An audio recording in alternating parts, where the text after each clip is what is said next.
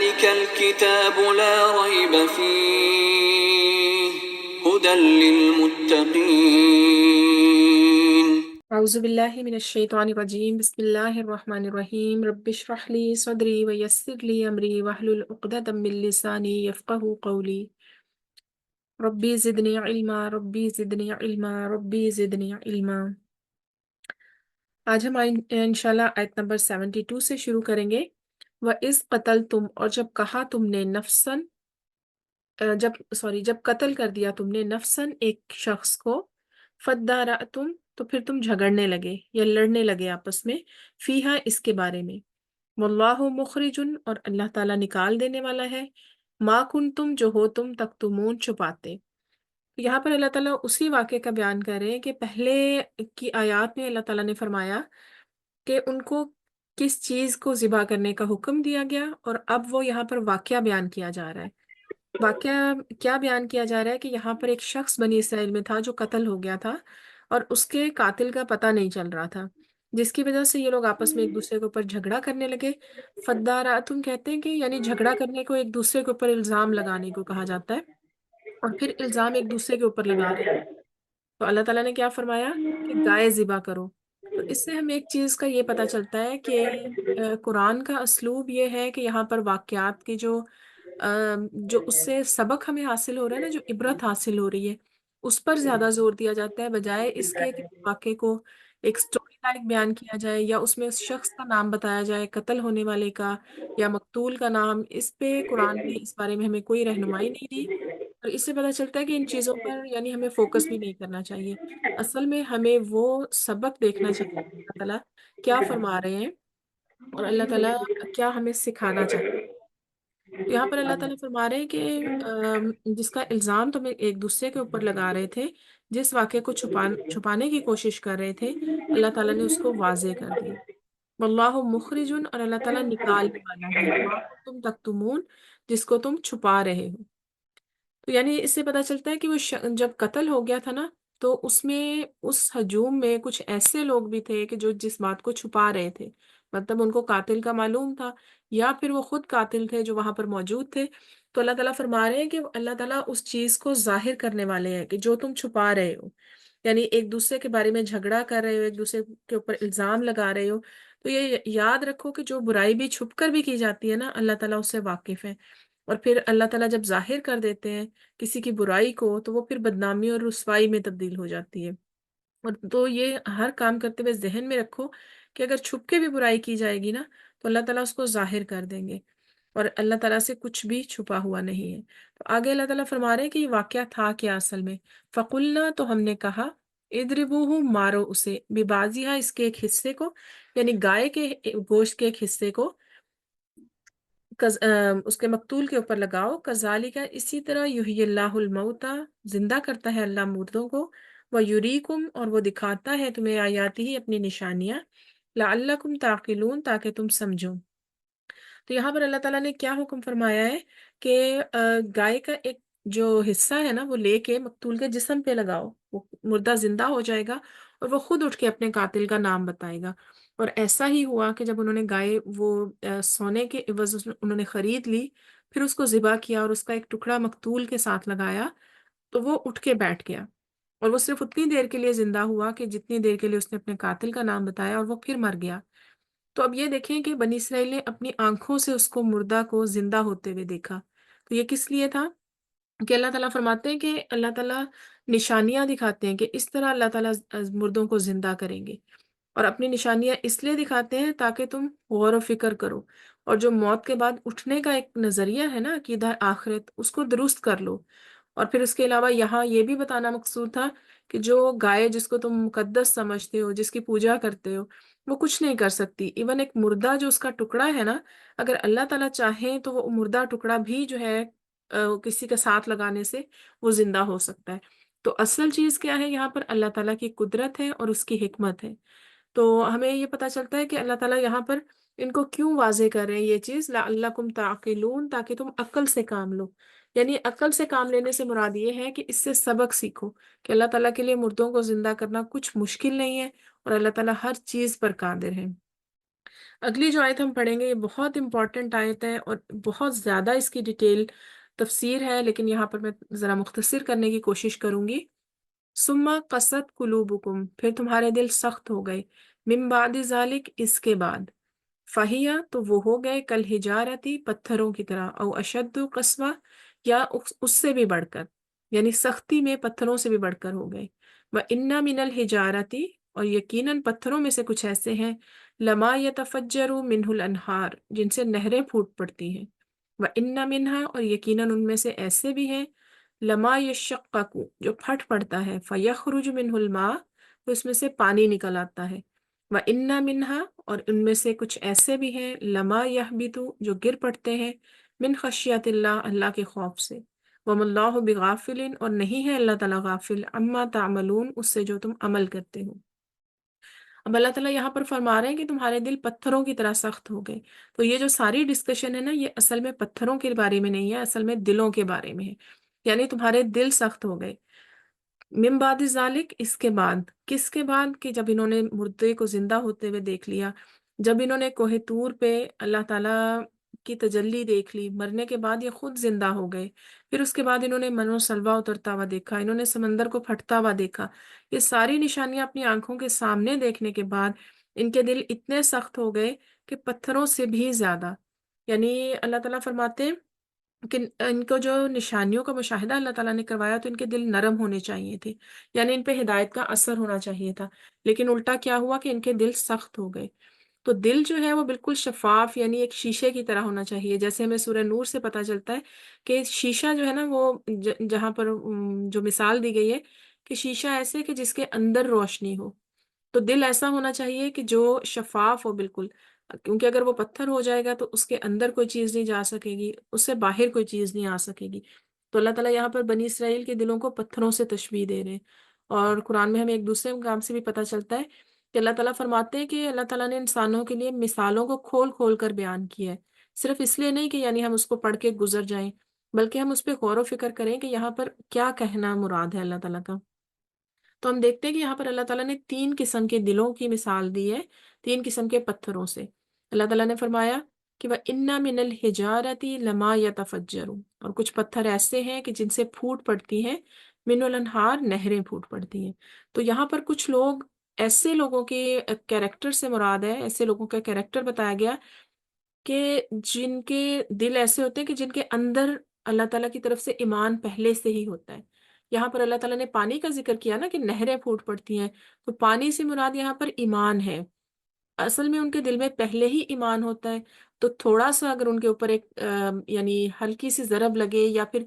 کوئی ہدایت کی بات ان کو سنے تو ان کے اندر سے جو نیکی ہے نا وہ ایسے پھوٹ پڑتی ہے جیسے نہر پھوٹتی ہے۔ تو اس کی مثال اگر ہم لیں تو ہم حضرت ابوبکر صدیق رضی اللہ تعالیٰ عنہ کے ایمان سے اس کی مثال ہم لے سکتے ہیں کہ ان کے دل کے اندر پہلے سے نیکی موجود تھی، کہا جاتا ہے کہ انہوں نے زمانہ جاہلیت میں بھی کبھی شراب نہیں پی تھی۔ ایسے لوگ کہ جن کے دل میں پہلے سے نیکی ہوتی ہے لیکن ان کو بھی صحیح راستہ معلوم نہیں تھا، تو جیسے ہی نبی کریم صلی اللہ علیہ وآلہ وسلم کی نبوت کا ظہور ہوا، انہوں نے پیغام سنتے ساتھ ہی ایکسیپٹ کر لیا، یعنی ان کے اندر سے جو نیکی تھی، ایمان تھا، وہ ایک دم سے پھوٹ کے باہر نکلا۔ لیکن کچھ لوگ ایسے بھی ہیں جو دوسری قسم کے پتھروں کی مثال ہے، وَإِنَّ مِنْهَا لَمَا يَشَّقَّقُ، ایسے ہیں کہ جو پھٹ پڑتے ہیں، جو شک ہو جاتے ہیں، فَيَخْرُجُ مِنْهُ الْمَاءُ، تو ان میں سے پانی نکل آتا ہے۔ تو یہاں پر دوسری قسم کے لوگوں سے مراد یہ ہے کہ کچھ دل ایسے بھی ہوتے ہیں کہ جن پہ اتنا آسان نہیں ہوتا ضرب لگانا، جو اتنی آسانی سے بات کو قبول نہیں کرتے، ان کو تھوڑا سا آپ کو جیسے کریک کرنا پڑتا ہے، کسی وجہ سے وہ یا کریک ہو جاتے ہیں، یا اگر آپ اس کی مثال لیں کہ دیکھیں کوئی ایسا شخص ہے کہ جو ساری زندگی وہ غفلت میں مبتلا رہا، لیکن کوئی ایسا واقعہ ہو گیا، کوئی ایسی چیز ہو گئی کہ اس کے دل میں کریک پڑ گئی، اس کا دل نرم ہو گیا، تو اندر سے پھر بھی کیا نکلا؟ منہ الماء، یعنی پانی، یعنی خیر اس کی جو تھی اندر کی وہ باہر نکل آئی۔ اس کی مثال ہم لے سکتے ہیں حضرت عمر رضی اللہ تعالیٰ عنہ کے ایمان سے۔ حضرت عمر رضی اللہ تعالیٰ عنہ جو تھے، ان کے ایمان لانے کا واقعہ ہم سب کو معلوم ہے کہ کیسے وہ اپنی بہن کے گھر گئے، قرآن کی آیات کی تلاوت سنی، لیکن اس سے پہلے کیا کیا انہوں نے؟ اپنی بہن کو، یعنی ان کو مارا اچھا خاصا، اتنا کہ ان کا خون بہنے لگا۔ تو وہ لمحہ ایسا تھا کہ ان کا خون بہتا ہوا دیکھ کر حضرت عمر کا دل نرم ہو گیا، یعنی وہ کریک پڑ گیا، پھر ان کے اندر سے ایمان پھوٹ پڑا، پھر انہوں نے دیر نہیں لگائی، وہ ایمان قبول کر لیا۔ تو کچھ دل ایسے ہوتے ہیں کہ جو کسی نہ کسی واقعے، کسی ضرب کے انتظار میں ہوتے ہیں۔ تو پھر اس کے بعد ہم دیکھتے ہیں کہ وہ انا منہا لما یحبطو، تیسری قسم کے لوگ کیسے ہیں؟ لما یحبطو من خشیت اللہ، یہاں ہم دیکھتے ہیں کہ وہ اللہ کے خوف سے گر پڑتے ہیں، لیکن یہاں پر اللہ تعالیٰ نے پانی کا ذکر نہیں کیا۔ پانی کا میں نے جیسے آپ کو پہلے بتایا، یہاں پر اگر ہم اسے ایمان سے تشبیہ دیں تو اس کا مطلب ہے کہ پہلی دونوں قسم کے پتھروں میں یا پہلی دونوں قسم کے دلوں میں ایمان موجود تو تھا، لیکن وہ باہر آ گیا۔ یہاں پر ایسے لوگ مراد ہیں کہ جو بظاہر ایمان تو لائے ہیں، اسلام لائے ہیں سوری، لیکن ان کے دلوں میں ایمان ابھی نہیں اترا، جیسا کہ اللہ تعالیٰ سورہ توبہ میں بھی فرماتے ہیں، یا پھر یعنی جہاں پر منافقین کا تذکرہ ہوتا ہے وہاں پر اللہ تعالیٰ فرماتے ہیں کہ وہ کہتے ہیں کہ ہم ایمان لائے، لیکن اللہ جانتے ہیں کہ ان کے دلوں میں ایمان نہیں ہے، یعنی اسلام تو ہوتا ہے لیکن دلوں میں ایمان نہیں ہے۔ یہاں پر ان کا پانی کا ذکر نہیں ہے، ایمان کا ذکر نہیں ہے، لیکن پھر بھی کیا ہوتا ہے کہ کسی نہ کسی پوائنٹ پہ یعنی ایسا ہوتا ہے کہ وہ اللہ تعالیٰ کے خوف سے، یعنی ان کا ایمان جو ہے ان کے اندر اتر جاتا ہے۔ وَمَا اللَّهُ بِغَافِلٍ عَمَّا تَعْمَلُونَ، اور اللہ تعالیٰ اس چیز سے غافل نہیں ہے جو تم کر رہے ہو، یعنی اللہ تعالیٰ چھوٹی سے چھوٹی نیکی اور چھوٹی سے چھوٹی برائی سے بھی واقف ہے۔ تو پھر یہاں پر ہمیں یہ پتہ چلتا ہے، اس سے سبق یہ حاصل ہوتا ہے کہ جو سخت دل ہو جاتا ہے نا وہ پتھروں سے بھی بدتر ہو جاتا ہے۔ پتھروں سے تو پھر پانی نکل آتا ہے، لیکن انسان کے دل جب سخت ہو جاتے ہیں تو ان کے دل سے اللہ تعالیٰ کا خوف دور ہو جاتا ہے۔ اللہ تعالیٰ کے خوف سے نہ تو ان کی آنکھوں میں آنسو آتے ہیں، نہ ان کے دل سے کوئی نیکی کا جذبہ باہر نکلتا ہے، اور پھر یہ کہ ان میں خشوع خضوع ختم ہو جاتا ہے۔ تو یہاں پر یہ کہا گیا کہ پتھروں سے بھی زیادہ سخت ہو جاتے ہیں اثرات۔ اور ہمیں نبی کریم صلی اللہ علیہ وآلہ وسلم نے بتایا کہ پتہ چلتا ہے کہ دلوں کے مردہ ہونے کا کیا سبب کیا ہے، کس طرح سے دل سخت ہو جاتے ہیں۔ آپ صلی اللہ علیہ وآلہ وسلم نے فرمایا کہ زیادہ ہنسا نہ کرو، زیادہ ہنسنا دل کو مردہ کر دیتا ہے، اور جس کا دل سخت ہو اس کے لیے نبی کریم صلی اللہ علیہ وآلہ وسلم نے علاج بتایا کہ تم مسکین کو کھانا کھلاؤ اور یتیم کے سر پہ ہاتھ پھیرو، یہ دل کی نرمی کے لیے ہے۔ ٹھیک ہے، تو اللہ تعالیٰ سے نبی کریم صلی اللہ علیہ وآلہ وسلم بھی دن میں 70 سے 100 دفعہ استغفار کرتے تھے۔ اس سے کیا ہوتا ہے کہ انسان کے دلوں پر گناہوں سے جو پردہ آ جاتا ہے، دل سخت ہو جاتا ہے نا، اللہ تعالیٰ اس کو نرم فرما دیتے ہیں۔ اگلی آیت میں ہم دیکھتے ہیں افتطمعون، کیا تم طمع رکھتے ہو یا کیا تم امید رکھتے ہو، ان یؤمنوا لکم، کہ وہ ایمان لے آئیں تمہارے لیے، وقد کان فریق، اور یقیناً ہے ان میں سے ایک گروہ، منہم ان میں سے، یسمعون جو سنتے ہیں کلام اللہ، اللہ کا کلام، ثم یحرفونہ پھر بدل دیتے ہیں اس کو، من بعد ما عقلوہ اس کے بعد کہ وہ سمجھ لیتے ہیں اس کو، وہم یعلمون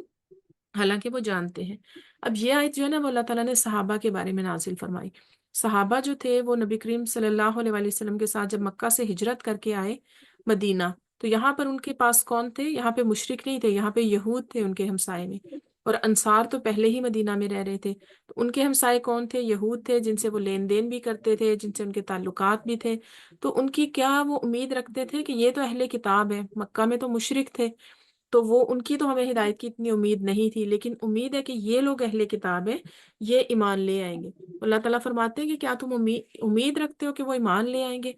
حالانکہ ان میں سے ایک گروہ جو ہے، یعنی اتنے گمراہ لوگ ہیں یہ، کہ انہوں نے اتنی بڑی بڑی نشانیوں کا مشاہدہ بھی کیا، لیکن پھر بھی ان کے دل سخت ہو گئے۔ پھر انہوں نے اللہ کا کلام سنا،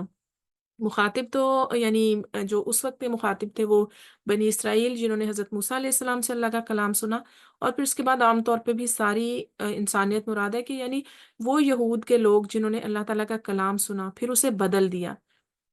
بدل دیا کیسے؟ من بعد ما عقلوہ، اس کے سمجھنے کے بعد، یعنی یہ نہیں ہے کہ انہوں نے جان بوجھ کر ایسا نہیں کیا، وہ جانتے بوجھتے تھے، اس کے باوجود انہوں نے تورات میں تبدیلیاں کی۔ اور جیسے ہمیں پتہ چلتا ہے کہ پہلی کتابیں جو تھی صرف علماء پڑھتے تھے، اور عام لوگ جنہیں امی کہا جاتا تھا وہ صرف اپنی مسائل پوچھنے کے لیے یا کوئی بات پوچھنے کے لیے علماء کے پاس جاتے تھے، اور پھر علماء کیا کرتے تھے کہ اس میں تحریف کر دیتے تھے۔ تحریف سے مراد یہ ہے کہ یا تو یعنی ان کو جھوٹی امیدیں دلاتے تھے کہ جنت اور جہنم میں جانا، جنت میں جانا کوئی اتنا مسئلہ نہیں ہے، جہنم سے بچنے کے لیے کوئی بڑے کام نہیں کرنے پڑیں گے۔ اور لوگ کیا کرتے تھے کہ لوگوں کو جب اندازہ ہوتا تھا کہ اچھا ان کے لیے یہ آسانیاں پیدا کر رہے ہیں علماء، تو لوگ ان کو بڑے بڑے نذرانے دیتے تھے، جس کی وجہ سے وہ کتاب میں تبدیلیاں کر دیتے تھے، حرام کو حلال کر دیتے تھے، حق کو باطل، اور جس طرح بھی وہ کرنا چاہتے تھے وہ کر دیتے تھے۔ وَهُمْ يَعْلَمُونَ، تو اللہ تعالیٰ فرماتے ہیں کہ وہ جانتے ہیں، جانتے بوجھتے ہوئے یہ کر رہے ہیں۔ تو ہم دیکھتے ہیں کہ آج بھی یہی کام امت محمدیہ میں بھی ہو رہا ہے کہ اللہ تعالیٰ کے کلام کو بدل دینا۔ اللہ تعالیٰ کے کلام کے الفاظ تو نہیں بدل سکتے کیونکہ اللہ نے اس کی حفاظت کا ذمہ خود لیا، لیکن اس کے مفہوم کو بدل دینا یا پھر اس کے معنی کو کسی اور طرح سے جو ہے نا پیش کرنے کی کوشش کرنا، یہ بھی تحریف میں ہی آ جاتا ہے۔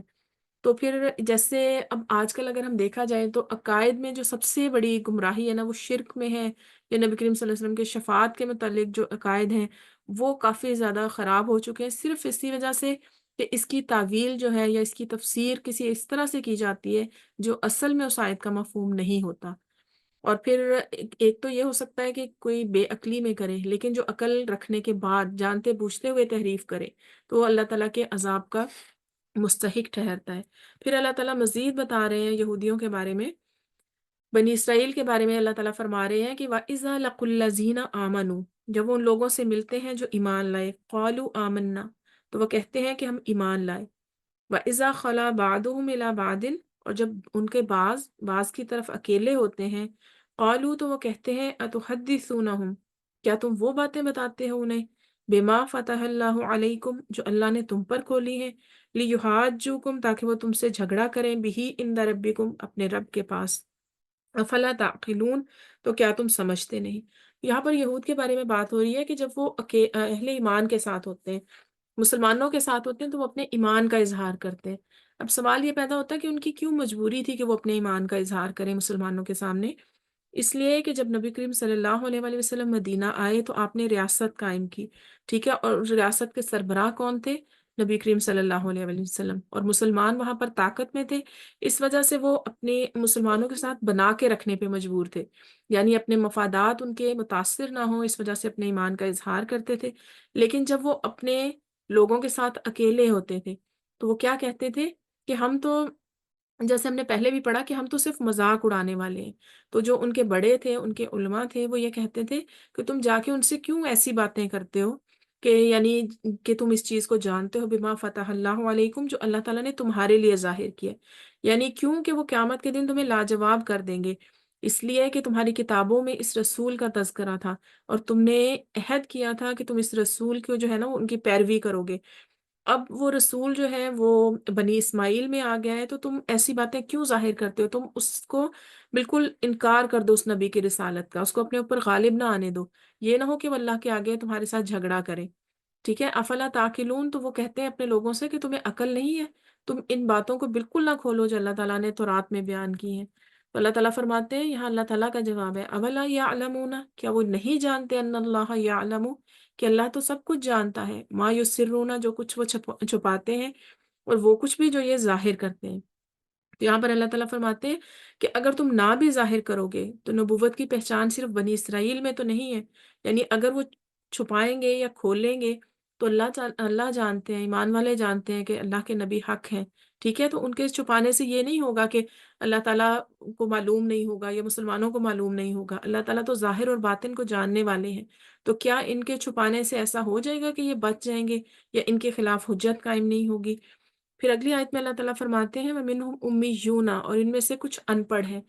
لا یعلمون الکتابہ، نہیں وہ جانتے کتاب کا یا علم نہیں رکھتے، الا امانیہ، سوائے چند آرزوؤں کے، وَإِنْهُمْ إِلَّا يَظُنُّونَ، اور اس کے سوا کچھ نہیں کہ وہ گمان کرتے ہیں۔ تو یہاں پر اہل کتاب جو ہیں، ان کے لوگوں کو جو کتاب کا علم نہیں رکھتے ان کو ان پڑھ کہا گیا ہے۔ آج بھی یہاں دیکھتے ہیں کہ ہم اگر دنیاوی علم ہے آپ کے پاس لیکن اللہ کی کتاب کا علم نہیں ہے تو اللہ کے نزدیک وہ لوگ امی ہیں، یعنی وہ کتاب کا علم نہیں رکھتے۔ تو بنی اسرائیل میں بھی ایسے لوگوں کی بہت بڑی تعداد تھی کہ جو کتاب خود نہیں پڑھتے تھے، علم نہیں رکھتے تھے، لیکن سوائے اپنی آرزوؤں کے، سوائے آرزوؤں کی مراد کیا ہے؟ آرزوئیں ان کی کیا تھیں؟ ایک تو دنیاوی ان کی جو آرزوئیں تھیں، دوسری ان کی جھوٹی آرزوئیں یہ تھی کہ اللہ تعالیٰ ہمیں جہنم میں ہم نہیں جائیں گے سوائے اتنے دنوں کے جتنے دن گنتی کے چند گنے چنے دن۔ ہمیں دوسری جگہ سے پتہ چلتا ہے کہ ان کا یہی گمان تھا۔ تو پھر یہ ان کا اور کیا گمان تھا کہ اللہ تعالیٰ کا گھر جو ہے وہ آخرت کا گھر ہے، وہ صرف ہمارے لیے ہی ہے۔ تو اللہ تعالیٰ فرماتے ہیں کہ ان سے کہو کہ اگر آخرت کا گھر ان کے نزدیک صرف انہی کے لیے ہے تو پھر موت کی تمنا کرو، اور وہ کبھی موت کی تمنا نہیں کریں گے۔ ٹھیک ہے، تو اس سے مراد یہ ہے کہ انہوں نے یہودیوں نے نا اپنے بزرگوں سے ایسے قصے کہانیاں منسوب کی ہوئی تھی جن سے پتہ چلتا تھا کہ جہنم کی آگ جو ہے نا وہ صرف اگر یہ گئے بھی تو تھوڑے دن کے لیے جائیں گے اور بعد میں نکال لیے جائیں گے، یعنی عبادات کی بجائے یہ اس طرح کی جھوٹی کہانیاں بنا کر یہ عام لوگوں کو اس طرح متاثر کرتے تھے۔ جس طرح آج کل بھی ہم دیکھیں تو زیادہ تر لوگ جو ہے عبادات کی بجائے وظائف وغیرہ ایسی چیزیں کہ بس ہم نے اتنی دفعہ یہ پڑھیں اور ہماری نجات ہو جائے گی، اور ایسے لوگوں کے پاس رش بھی زیادہ ہے کہ جو بجائے عبادات کے عوام کو عبادات کی طرف یا اللہ تعالیٰ کی طرف رجوع کرنے کی بجائے جو ایسی چیزیں بتاتے ہیں، آسان چیزیں بتاتے ہیں کہ یہ کر لو اور اس سے نجات ہو جائے گی، اتنی دفعہ یہ پڑھ لو تو رزق مل جائے گا، اور آپ دیکھیں کہ رش بھی انہی کے پاس ہے، نذرانے بھی انہی پر کیے جاتے ہیں، اس وجہ سے کہ لوگ آسانی ڈھونڈتے ہیں۔ تو یہی حال بنی اسرائیل کا تھا کہ وہ خود کتاب کا علم حاصل نہیں کرتے تھے اور ایسے لوگوں کے پاس جا کے آسان راستے ڈھونڈنے کی کوشش کرتے تھے۔ فویل للذین یکتبون، اور ایسے لوگوں کے لیے تباہی ہے جو کتاب لکھتے ہیں بِأَیْدِیہم اپنے ہاتھوں سے، ثم یقولون پھر وہ کہتے ہیں ھذا من عند اللہ یہ اللہ کی طرف سے ہے، لیشتروا بہ تاکہ وہ اس کے بدلے میں حاصل کریں بہ ثمنا قلیلا تھوڑی قیمت، فویل لہم تو تباہی ہے ان کے لیے مما کتبت اس چیز سے جو لکھا ایدیہم ان کے ہاتھوں نے، وویل لہم مما یکسبون اور ہلاکت ہے ان کے لیے اس وجہ سے جو وہ کماتے ہیں۔ تو یہاں پر اللہ تعالیٰ فرماتے ہیں کہ ان لوگوں کے لیے تباہی ہے جو اپنے ہاتھوں سے اللہ تعالیٰ کی کتاب لکھتے ہیں۔ تو یہاں پر دیکھا جائے تو یہود کے دو گناہ ہیں، ایک تو وہ یہ ہے کہ جو اللہ تعالیٰ کی آیات ہیں اس میں تحریف کرتے ہیں، اس کو چھپاتے ہیں۔ دوسرا گناہ کیا ہے کہ پھر خود وہ اپنی طرف سے باتیں بنا کر اس کو اللہ تعالیٰ سے منسوب کرتے ہیں، یعنی دو گناہ کر رہے ہیں کہ اس کو اپنے ہاتھوں سے لکھ کر پیش کرتے ہیں کہ یہ اللہ تعالیٰ کی طرف سے ہے۔ تو یہ ان کا کیا ہے، ان کا کتمان حق ہے، یعنی حق کو چھپانا ہے۔ کس لیے وہ یہ کام کرتے ہیں؟ لیشتروا بہ ثمنا قلیلا تاکہ اس کے بدلے وہ تھوڑی سی قیمت حاصل کر لیں۔ وہ تھوڑی سی قیمت کیا ہے؟ وہ دنیا کی ہی قیمت ہے، یعنی کسی نذرانے کی صورت میں، کسی فائدے کی صورت میں، یا پھر یہ کہ اپنا نام بنانے کے لیے۔ تو یہ کہا جاتا ہے کہ مطلب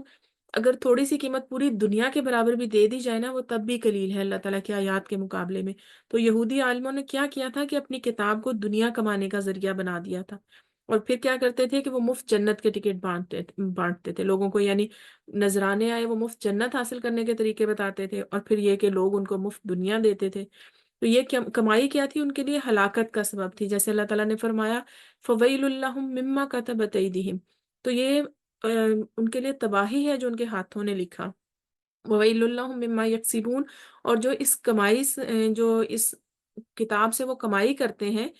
وہ بھی ان کے لیے تباہی ہے۔ اور پھر یہاں پر یہود علماء کی مذمت بھی کی جا رہی ہے کہ وہ تورات کی آیات کو بدل دیتے تھے، اور قرآن کی صورت میں یہ کیسے بات اگر ہم دیکھا جائے آج کل کے دور میں اپلائی کرنے کی، کیونکہ ہم دیکھتے ہیں نا کہ یہ آیات جو ہے ان کا اولین مخاطب تو وہ بنی اسرائیل ہے،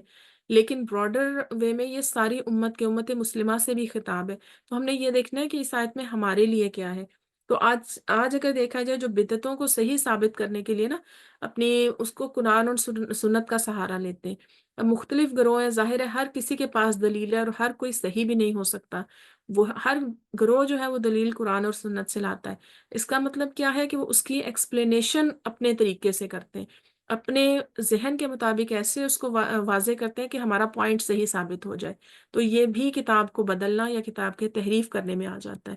وَقَالُوا لَن تَمَسَّنَا النَّارُ، اور وہ کہتے ہیں کہ آگ ہمیں نہیں چھوئے گی، الا ایام معدودات سوائے گنے چنے دن۔ قل اتخذتم، کہہ دیجئے کہ تم نے لے لیا ہے عند اللہ عہدا اللہ سے عہد، فلن یخلف اللہ عہدہ، تو کبھی خلاف ورزی نہیں کرے گا اللہ اپنے عہد کی، ام تقولون، یا تم کہتے ہو علی اللہ اللہ تعالیٰ پر ایسی بات ما لا تعلمون جو تم نہیں جانتے۔ تو یہاں پر یہود کے عقیدے کے بارے میں بات ہو رہی، جیسے ہم نے پہلے پڑھا نا کہ اپنی آرزوؤں کے لیے جسٹ یہ کتاب پڑھتے ہیں۔ تو یہ کہتے تھے کہ دنیا جو ہے وہ 7,000 سال کی ہے، اور ہر 1,000 سال کے بدلے ہم ایک دن دوزخ میں رہیں گے، یعنی 7 دن رہیں گے ہم۔ تو یہ ان کے عقیدے کی خرابی ہی تھی، اور کچھ لوگ کہتے تھے کہ انہوں نے 40 دن بچڑے کی پوجا کی تو ہم 40 دن ہی رہیں گے۔ تو پھر اللہ تعالیٰ فرماتے ہیں کہ ان سے پوچھو کہ کیا تم نے اللہ تعالیٰ سے کوئی عہد لیا ہے، یا اللہ تعالیٰ نے تمہیں اس چیز کی کوئی ایشورٹی دی ہے؟ تو ایسی بات کیوں کہتے ہو کہ جو تم نہیں جانتے؟ وہ کیا کرتے تھے؟ اس لیے کہ وہ اپنی نافرمانیاں کرنے کے لیے وہ کوئی نہ کوئی لاجک تلاش کرتے تھے، اور پھر اس ریزن کو پوری سوسائٹی میں پھیلا دیتے تھے اور ان کا کیا عقیدہ کیا تھا کہ ہم نبیوں کی اولاد ہیں، اس لیے ہم ایسا نہیں ہو سکتا کہ ہم جو ہے وہ ہمیشہ کے لیے ہم جہنم میں رہیں یا ہم پھر آگ میں رہیں. ٹھیک ہے، تو ٹائم بھی ہمارے پاس شارٹ ہے.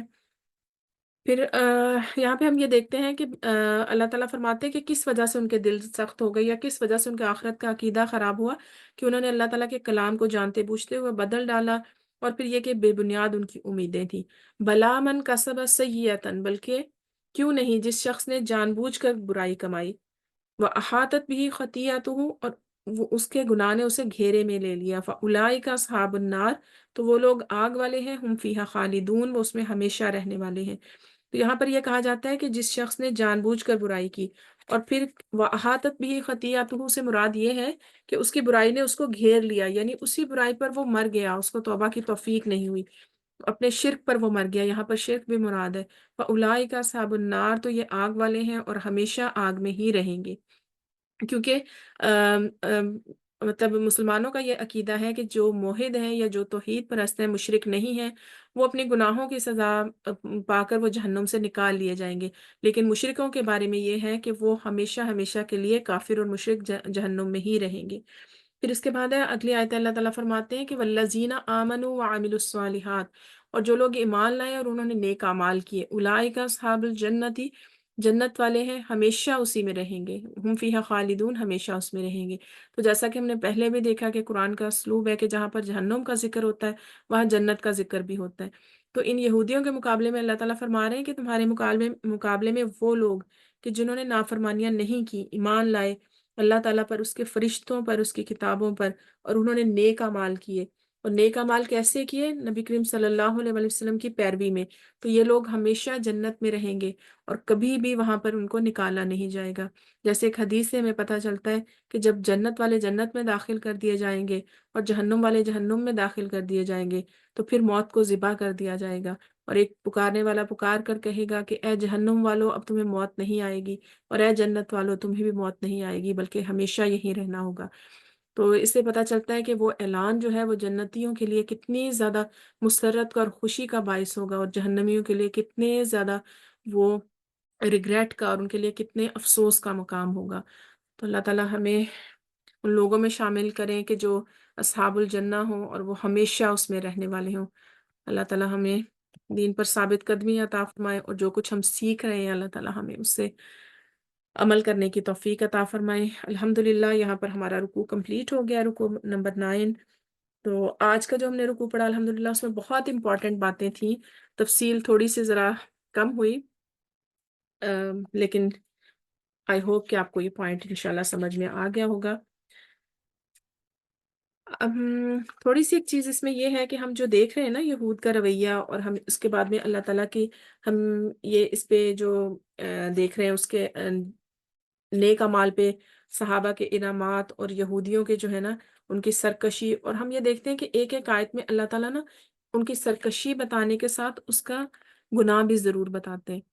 وہ اس وجہ سے کہ بنی اسرائیل جو ہے نا، ان پر جو کتاب نازل کی گئی تھی، وہ پہلی کتاب تھی جو بنی اسرائیل پر نازل کی گئی، اور پہلی کتاب کی انہوں نے کس طرح سے نافرمانی کی اور ان کو کیا سزا ملی. تو ہم امت محمدیہ جو ہے نا، آخری کتاب ان پر نازل کی گئی. تو یہ سملیرٹی ہے کہ یہ امت اس کتاب کے ساتھ کیا سلوک کرتی ہے. اس وجہ سے اللہ تعالیٰ ہمیں یہ چیز اتنی کھول کھول کے بتا رہے ہیں. اور پھر ساتھ اللہ تعالیٰ یہ بھی بتا رہے ہیں، جیسے ہم آیت نمبر 81 میں ہم نے دیکھا کہ جس نے برائی کمائی اور اس کے گناہ نے اسے گھیرے میں لے لیا. یعنی گھیرے میں لینے سے مراد یہ ہے کہ اس کا خاتمہ ہی شرک پر ہوا، اس کا جو اس کے پاس کوئی نیکی نہیں ہے. پھر اللہ تعالیٰ اس کا انجام بھی بتاتے ہیں، اولئک اصحاب النار ہم فیہا خالدون. تو یہ جو ہے آگ والے ہیں اور اس میں ہمیشہ ہمیشہ رہیں گے. اس سے یعنی جیسے نبی کریم صلی اللہ علیہ وآلہ وسلم کی ایک حدیث سے ہمیں پتہ چلتا ہے کہ لوگ ہلاک نہیں ہوں گے یہاں تک کہ ان کے گناہ بہت زیادہ ہو جائے. اور ایک اور حدیث ہے کہ چھوٹے اور حقیر گناہوں سے بھی بچو،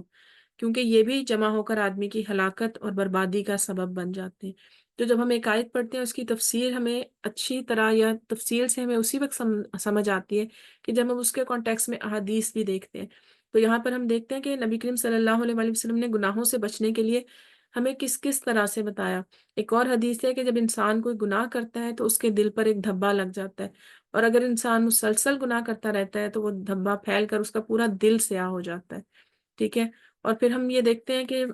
یعنی جب استغفار انسان کرتا ہے تو وہ آہستہ آہستہ سے صاف ہونا شروع ہو جاتا ہے اور انسان کا دل جو ہے وہ دوبارہ پہلے کی طرح صاف اور شفاف ہو جاتا ہے. تو یہ اس کی ایکسپلینیشن اسی لیے کہ ہم اس سے سیکھیں اور اپنی زندگی میں دعاؤں کو استغفار کو شامل کریں اور اللہ تعالیٰ کی فرما برداری کی زندگی گزارنے کی کوشش کریں. الحمدللہ رب العالمین. یہاں ہمارا کمپلیٹ ہو گیا ہے. ہمارے پاس ابھی 4 منٹس ہیں. اگر آپ لوگوں میں سے کوئی آج کے ٹاپک سے ریلیٹڈ کوئی بھی بات شیئر کرنا چاہے یا آپ کا کوئی کویسچن ہو.